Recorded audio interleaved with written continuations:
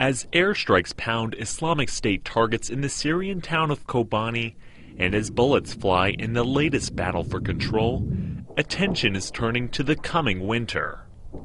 At the United Nations Refugee Agency in Geneva, officials are getting desperate for aid.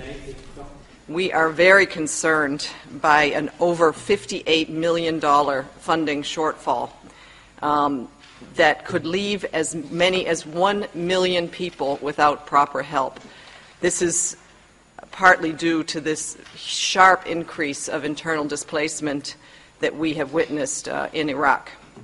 Winter has already started in the northern and mountainous parts of Iraq and Syria, and the UN says it has already invested $154 million in winter aid. But that likely won't be enough. The agency says if the situation worsens, it will have to prioritize its aid according to altitude criteria and vulnerability. The most vulnerable population that I am really concerned for are the newly born babies who could face hypothermia and freezing, as we have seen in Syria last year. The conflicts in Iraq and Syria have displaced about 13.6 million people, which is equivalent to London's population.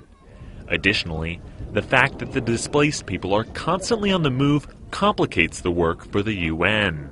They're highly mobile, they have vehicles, they move from one camp to another, from one private accommodation to another, from one province, from one village, from one town to another, and it's very difficult for them to really leave. And with hundreds of refugees crossing the country's borders every day, there's no telling when this crisis will end.